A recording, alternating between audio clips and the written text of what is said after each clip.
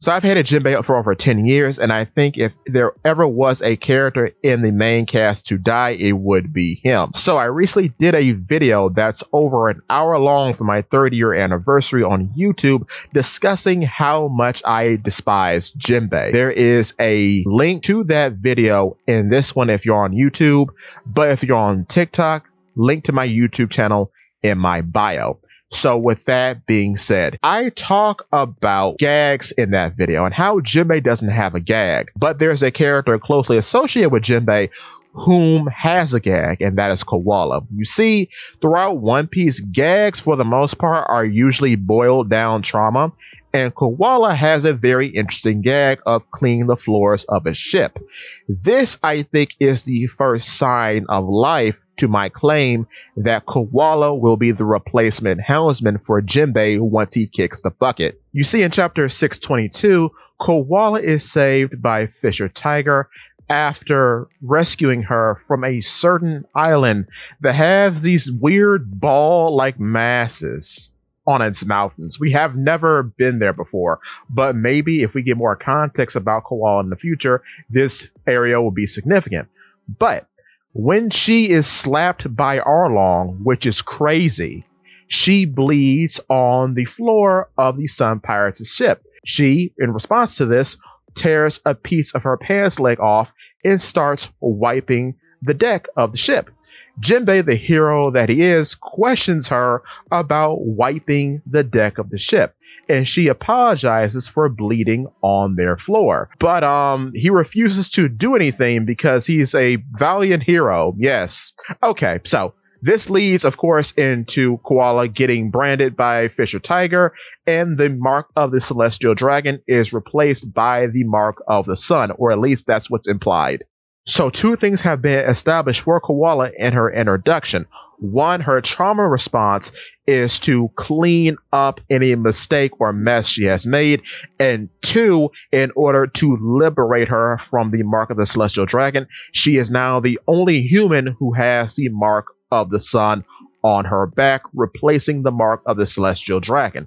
This then takes us further into the flashback in which we are in chapter 623. In chapter 623, some time has passed and the Sun Pirates have all pitched in and given Koala some new clothes and a haircut, as well as cleaning her up. But just to point this out, because I just noticed this, the haircut of which she is given while with the Sun Pirates is the haircut that she carries on into her adulthood with. Just pointing that out because that's very interesting, but continuing. While she is talking to Hachi, she apparently sees some dirt on the deck of the Sun Pirates' ship and goes to clean it up, very similarly to how she was first introduced. However, based on the time that has passed and the context in which the trauma exists now, it has been softened. The trauma has now become a gag. This is very similar to Straw Hat characters such as Nami or Brook, in which their trauma turns into a gag after time has passed and the thing resulting in the traumatic experience has been resolved. So for Nami, she grew up without having money. So after time has passed and Luffy beats Arlong, she is now always money hungry. What was traumatic as a sign of her not having a particular resource to help her people has now become a gag because that problem is now resolved and it's now just a funny tick of her personality. With Brook has been driven kind of insane for being alone on a ghost ship for 50 years as a corpse, essentially, completely decomposed except for his hair. So, yes, all of his various gags, the skull jokes, the panty asking, the 45-degree thing, all that stems from him losing his personhood and losing everyone who has been close to him. Therefore, he has been driven a bit mad. This becomes less sad once he is now a part of the Straw Hat crew and has now found a new family, essentially. So all of his antics are now just funny memes now. So the same thing can be said here about Koala.